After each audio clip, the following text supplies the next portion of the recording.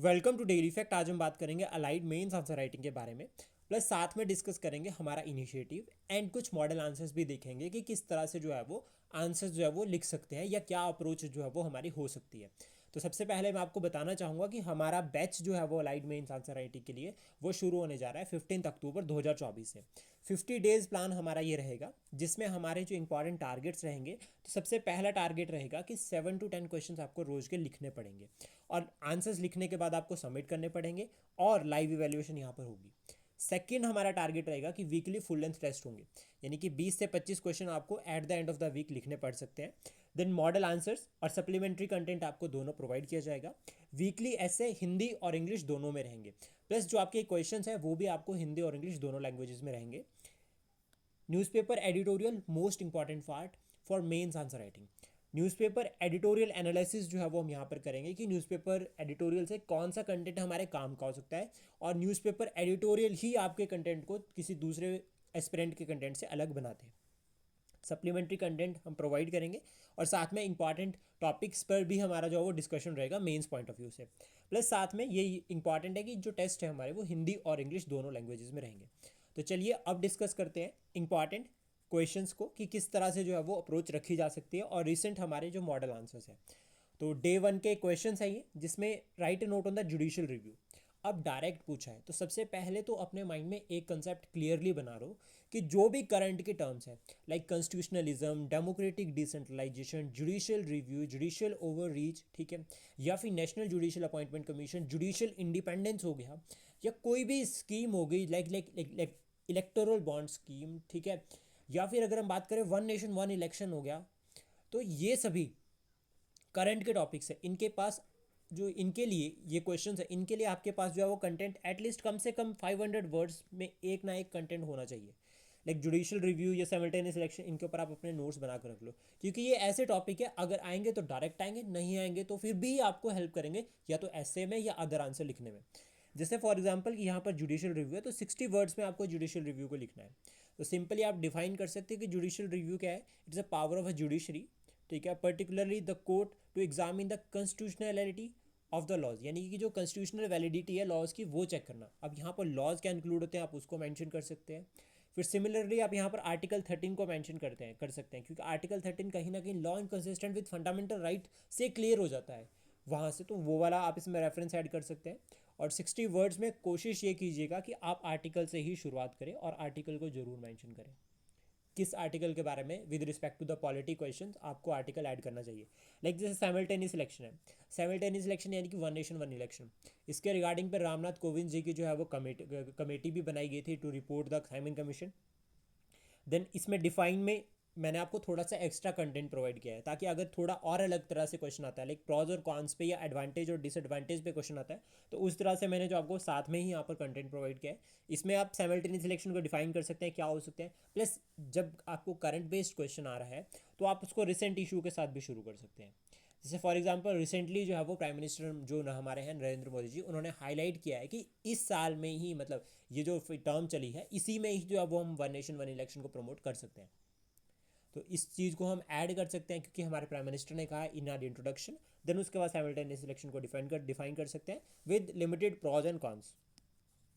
Then उसके बाद next है write a note on the quit India movement and also discuss it significance.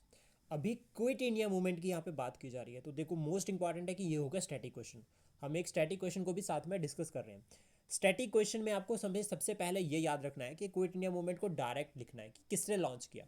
Plus अब कई बार क्या होता है हम एम के गांधी लिख देते हैं, ठीक है, या गांधी जी लिख देते हैं, या क्विट इंडिया मूवमेंट को QIME लिख देते हैं, तो ऐसा हमें नहीं करना है, हमें फुल लिखना है। अगर हमें मोहनदास करमचंद गांधी भी लिखना है तो महात्मा गांधी पूरा लिखना है, एम के गांधी नहीं लिखना है।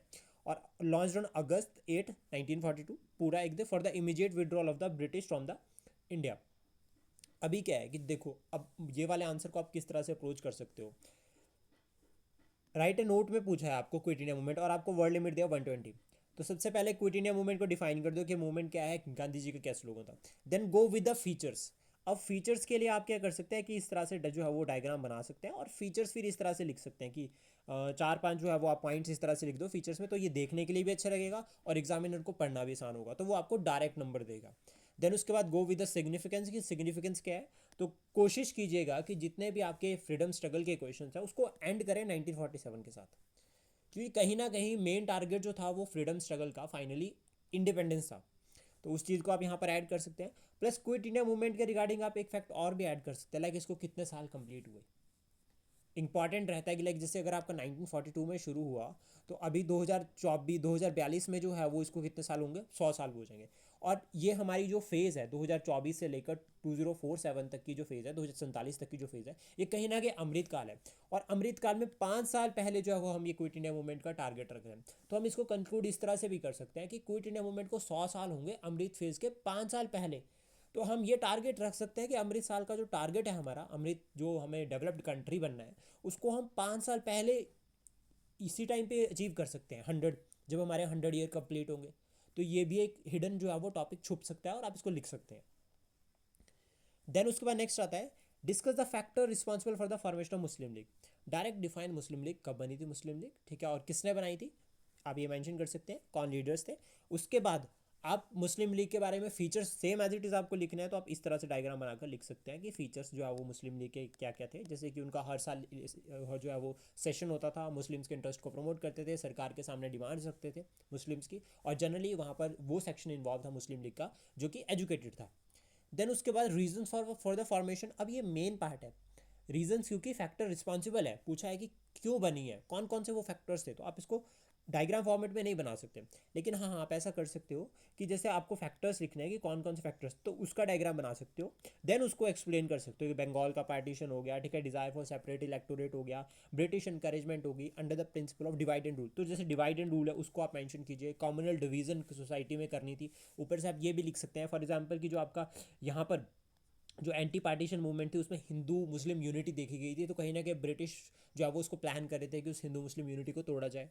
तो ये सब आप यहाँ पर मेंशन कर सकते हैं। देन उसके बाद नेक्स्ट आता है आपका define financial inclusion, again current की टर्म है। तो फाइनेंशियल इंक्लूजन हो गया, यहाँ से एक पॉइंट क्लियर कर लो कि जितनी भी सरकार की स्कीम्स है, जितनी भी schemes like direct benefit transfer, PM किसान सम्मान निधि, या फिर अगर हम बात करें किसान क्रेडिट कार्ड, या फिर मनरेगा, क्योंकि उसके थ्रू भी फाइनेंसिस जो है वो रिमोट एरियाज तक पहुंच रहे हैं। जितनी भी स्कीम्स है फाइनेंशियल इंक्लूजन की, उसको पूरा जो है वो अपने माइंड में रखो। लाइक बैंकिंग कॉरेस्पोंडेंट हो गए, या फिर अगर हम बात करें पेमेंट बैंक हो गए, आरआरबीज हो गए, वो सभी को याद करके अपने पास एक लिस्ट बनाकर रख लो, क्योंकि ये आपको लिखने को आराम से जो है वो करंट बेस्ड जो है वो टॉपिक्स मिलेंगे। फिर उसका यहाँ पर डिफाइन करना है, तो आपको सबसे पहले डिफाइन एक अच्छी सो आपकी डेफिनेशन क्लियर होनी चाहिए। प्लस कोशिश कीजिए यहाँ पर आप कैसे लिख सकते हैं फाइनेंशियल इंक्लूजन को, अकॉर्डिंग टू द आरबीआई या according to the NITI Aayog. NITI Aayog या आरबीआई को आप यहाँ पर जो है वो कोट कर सकते हैं लिखने के लिए कि इनके अकॉर्डिंग फाइनेंशियल इंक्लूजन क्या है, उससे आपको थोड़ा सा अच्छे नंबर मिल सकते हैं। And highlighted the role of financial inclusion in rural development. अब रूरल डेवलपमेंट की यहाँ पे बात की जा रही है, तो फाइनेंशियल इंक्लूजन के रिगार्डिंग आपके पास डाटा भी होना चाहिए, पहला पॉइंट। और साथ में जब आपको रोल हाईलाइट करना है तो आपको चैलेंजेस जरूर लिखने हैं।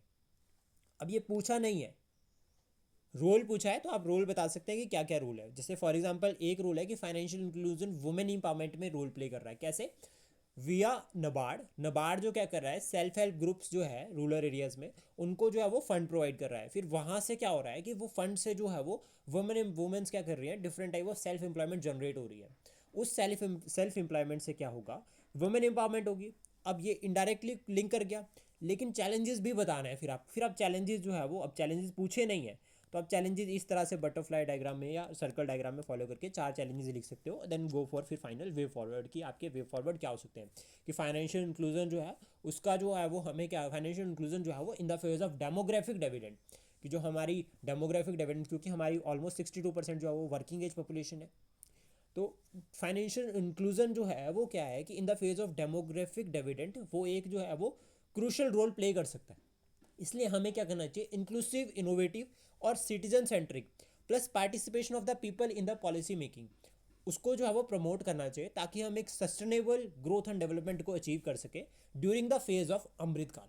तो आप इसको 3-4 फैक्टर से लिंक करके एक मल्टी डायमेंशनल अप्रोच के साथ जो है वो आंसर लिख सकते हैं।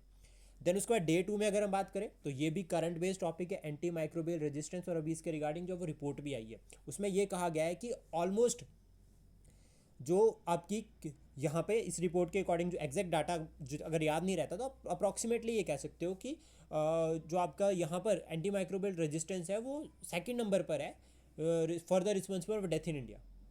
एंटी माइक्रोबियल रेजिस्टेंस डिफाइन कीजिए, सिंपल क्या होता है। अगर आप इसमें नेशनल मेडिकल कमीशन या फिर minister of health and family welfare का कोई डाटा ऐड कर सकते हैं, ठीक है, जिसमें कितनी डेथ हुई है एंटी माइक्रोबियल रेजिस्टेंस की वजह से। या आप इस तरह से भी लिख सकते हो कि लास्ट एक डिकेड में, जैसे आफ्टर कोविड-19 जो है वो लोगों ने एंटीबायोटिक्स लेना खुद से ज़्यादा शुरू कर दिया विदाउट द डॉक्टर कंसल्टेशन। तो उससे क्या हुआ है कि एंटी माइक्रोबियल रेजिस्टेंस के केसेस बढ़ने लगे हैं। देन कॉजेज आप मेंशन करो, फिर कॉन्सिक्वेंसेज आप मेंशन करो, then suggest for way forward. ये क्या क्या जो है वो आपके वे फॉरवर्ड हो सकते हैं to address this.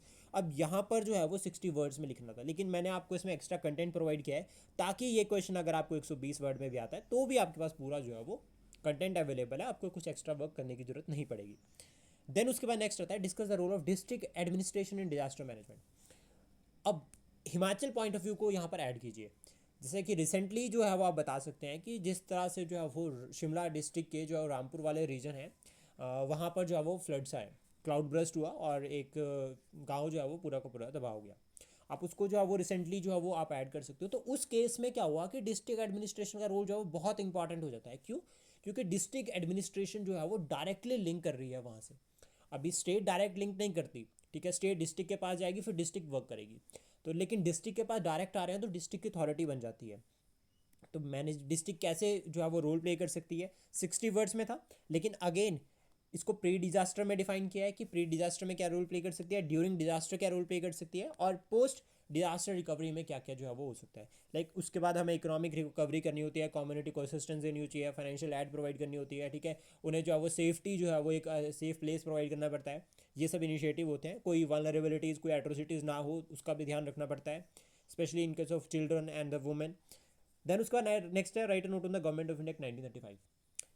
Direct question है, आप इसको पॉलिटी के थ्रू भी कर सकते हैं और मॉडर्न हिस्ट्री के थ्रू भी कर सकते हैं, और मैं सुजेस्ट करूंगा कि आप इसको मॉडर्न हिस्ट्री के थ्रू करें, क्योंकि कुछ एक फीचर्स ऐसे हैं जो पॉलिटिकल पॉइंट ऑफ व्यू से रहते हैं, मतलब इंडियन पॉलिटी के पॉइंट ऑफ व्यू से। लेकिन अगर आप हिस्ट्री का हिस्टोरिकल पॉइंट ऑफ व्यू से करते हो in the form of political history तो वो ईजिली कंप्लीट हो जाएगा।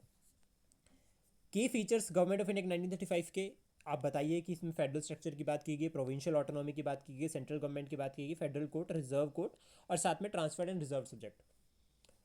सिग्निफिकेंस जरूर ऐड कीजिएगा, क्योंकि कहीं ना कहीं आपका गवर्नमेंट ऑफ इंडिया 1935 हमारे संविधान के साथ लिंक करता है। इसको अपने माइंड में रखकर आप ऐड कर सकते हैं और फाइनली कंक्लूड कर सकते हैं। और इवन आफ्टर इंडिपेंडेंस 1947 के बाद भी जो है वो हमारी सरकार ने कुछ समय के लिए जो है वो, जब तक हमारा संविधान लागू नहीं हुआ था, गवर्नमेंट ऑफ इंडिया 1935 को फॉलो किया था। तो ये हम इसको कंक्लूड कर सकते हैं, क्योंकि ये एक कानून था और कानून कभी बुरे नहीं होते। कानून की इम्प्लीमेंटेशन किस तरह से हो रही है उस पर डिपेंड करता है कि कौन सा प्रोविजन हमारे काम का है, कौन सा नहीं है। देन उसका नेक्स्ट है discuss the impact of the climate change on Himalayas and suggest way forward. Himalayas के ऊपर क्लाइमेट चेंज का क्या इफेक्ट पड़ रहा है, तो आप इसको ओवरऑल मल्टी डायमेंशनल अप्रोच के साथ लिख सकते हैं। इसमें हिमाचल का पॉइंट ऑफ व्यू भी ऐड कर सकते हैं। फॉर एग्जाम्पल की रिसेंट जो ग्लेशियल आउटब्रस्ट हो रहा है तो उसको आप यहाँ पर ऐड कर सकते हैं। इसमें हिमालयाज के बारे में बता सकते हैं। डायग्राम जरूर ऐड करना यहाँ पे, तो हिमालयाज का डायग्राम आप जरूर बनाना कि नॉर्थ से साउथ तक इस तरह से जो है एक्सटेंड हो रहा है। उसमें डिवीज़न भी आप बता सकते हैं हिमालयाज़ की, जिससे जो है वो क्लियरली पता चल जाए। क्योंकि अगर मान लीजिए आप ग्लेशियल क्लेज के बारे में, लेक्स के बारे में लिख रहे हैं, तो वो मिडल हिमालयाज़ में ज़्यादा बन रही हैं। अभी मिडल हिमालयाज़ में आर्टिफिशियल ग्लेशियल लेक्स बन रही है जो कि रिस्पॉन्सिबल है एवलेंचेस की वजह से डिफरेंट क्लाउड बस्ट के लिए, या फिर अगर हम बात करें फ्लड के लिए, ग्लेशियल फ्लड्स। तो ये फैक्टर्स आप यहाँ पर ऐड कर सकते हैं कि क्या इम्पैक्ट बढ़ रहा है। और उसके बाद आपके वे फॉरवर्ड इम्पैक्ट के बाद जो है वो आप क्राइसिस में कुछ ऐड कर सकते हैं, जैसे उत्तराखंड के फ्लड्स वगैरह, तो वो आप इसमें ऐड कर सकते हैं। वे फॉरवर्ड में आपके पॉजिटिव सुजेशंस रहने चाहिए कि क्या क्या सुजेशंस है। आप बता सकते हैं international cooperation, for example Nepal और इंडिया ये दोनों कॉपरेट कर सकते हैं, चाइना भी इन्वॉल्व हो सकता है। और इसमें आप एग्जांपल लिख सकते हैं कि चाइना और भारत ने डिसाइड किया है कि हैवी वेपन्स का यूज़ नहीं करेंगे जो हिमालयन इकोसिस्टम है उसको प्रोटेक्ट करने के लिए during the border region. Sustainable development को प्रमोट कर सकते हैं, अर्ली वार्निंग सिस्टम्स को इंस्टॉल कर सकते हैं। और ये हमारे सीएम ने हाईलाइट भी किया था कि जो आपके वल्नरेबल एरियाज़ है, रेड अलर्ट एरियाज़ है, उनमें जो है वो क्या करना है, अभी अर्ली वार्निंग सिस्टम्स को इंस्टॉल करना है, ताकि अगर कोई ऐसा फ्लड वगैरह आती है तो पहले ही हूटर वगैरह वो बच जाए। कम्युनिटी बेस्ड अडेप्टेशन सबसे इंपॉर्टेंट चीज़ है कि हमें कम्युनिटी बेस्ड अडेप्टेशन को प्रमोट करना चाहिए। आप इसमें एग्जांपल लिख सकते हैं, for example village defence groups. तो जो विलेज डिफेंस ग्रुप है जम्मू कश्मीर में एक्टिव है, तो इस तरह से हम यहाँ पर लिख सकते हैं कि विलेज डिजास्टर ग्रुप्स भी हो सकते हैं, कि विलेज लेवल पर डिजास्टर ग्रुप बनाए, तो जो कि जो है वो इनिशियली जो है वो एक तरह से जो है वो सबसे पहले जो है वो सर्विसेज प्रोवाइड करते हैं, डिस्ट्रिक्ट अथॉरिटी से पहुँचने से पहले पहुँचते हैं आम लोग, और आम लोग अगर ट्रेंड होंगे तो वो बहुत सारी लाइफ्स को बचा सकते हैं। देन उसके बाद next writer on the monetary and the physical policy. अब ये मॉनेटरी मेजर फिजिकल जो मेजर्स होते हैं ये रिसेंटली न्यूज़ में रहते हैं, क्यों? क्योंकि आरबीआई कुछ ना कुछ कर रहा होता है, सरकार कुछ ना कुछ कर रही होती है, टैक्सेशन की वजह से सरकार हमेशा न्यूज़ में रहती है, आरबीआई भी रेपो रेट की वजह से हमेशा न्यूज़ में है, 2023 के बाद उन्होंने चेंज ही नहीं किया रेपो रेट। तो ये फैक्टर्स है जिसकी वजह से न्यूज़ में रह रहे हैं, मतलब करंट बेस्ड टॉपिक है, तो आप इसको करंट से पढ़िए, करंट का फैक्टर इसमें इंक्लूड कीजिए। मॉनेटरी पॉलिसी फॉर एग्जांपल एक आरबीआई को बताइए कि RBI under monetary policy remains repo rate unchanged since 2023, तो आप इसको यहाँ पर मेंशन कर सकते हैं, मॉनेटरी पॉलिसी के फीचर्स मेंशन कर सकते हैं, क्या इंपैक्ट पड़ रहा है वो बता सकते हैं, और फाइनली वो बताना भी है। कंक्लूड इसको कर सकता है कि मॉनेटरी पॉलिसी और फिजिकल पॉलिसी दोनों का मेन जो टारगेट होता है वो होता है लिक्विडिटी को मार्केट में मेंटेन करके रखना, ताकि सभी का जो है वो वेलफेयर प्रमोट हो। साथ में लास्ट में आपको ये बताना चाहूँगा कि अगर आपको कोई भी क्वेरी है तो आप हमें कॉन्टैक्ट कर सकते हैं। Thank you, please support, share and subscribe daily fact.